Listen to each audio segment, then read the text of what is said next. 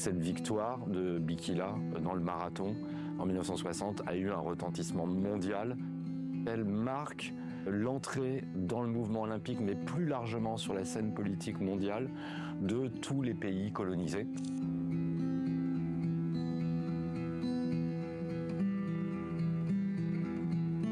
Abebe Bikila est né dans un village qui est situé à 130 km au nord-est de la capitale, Addis Abeba. Abebe Bikila, oui, a connu la colonisation italienne, donc il était tout petit quand c'est arrivé, mais sa famille fait partie en gros, a été déplacée, c'est-à-dire qu'a dû fuir l'invasion italienne. Les Italiens avaient déjà expérimenté les camps de concentration pendant la conquête de la Libye. Le parcours du marathon de Rome passe devant des monuments qui sont très significatifs pour l'opinion publique éthiopienne. Donc bien sûr l'arrivée sous l'Arc de Triomphe de Constantin, d'où étaient parties les troupes italiennes qui ont conquis l'Éthiopie en 1935, mais aussi à 500 mètres de l'arrivée, en gros, le dernier virage avant l'Arc de Constantin, vous avez l'obélisque d'Axum qui avait été volé par les colonisateurs italiens en 1937 dans la province du Tigré et qui avait été placé devant le ministère de l'Afrique italienne. Niskanen, l'entraîneur, avec toute la délégation éthiopienne, est arrivé à Rome un mois avant le début des Jeux. Ils ont fait des essais et ils se sont rendus compte que l'adhérence des pieds était meilleure et donc on courait plus vite si on courait pieds nus plutôt qu'avec des chaussures.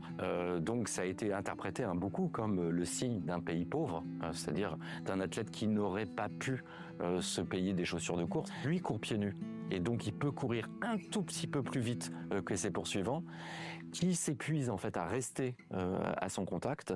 Et quand on sort de la Via Appia Antica, c'est-à-dire qu'en gros il y a eu 5-6 km où ses poursuivants ont fait d'énormes efforts pour rester au contact de Bikila, et ben donc au moment où il le rattrape, et ben c'est là qu'il porte l'accélération décisive. En Éthiopie, c'est immédiatement une immense fierté d'avoir remporté cette victoire. Et ça, on le voit au retour de Bikila avec toute l'équipe d'Éthiopie à Addis Abeba, où il y a 100 000 personnes qui l'attendent pour célébrer cette victoire autour de l'aéroport. C'est aussi une victoire qui est très importante dans toute l'Afrique noire.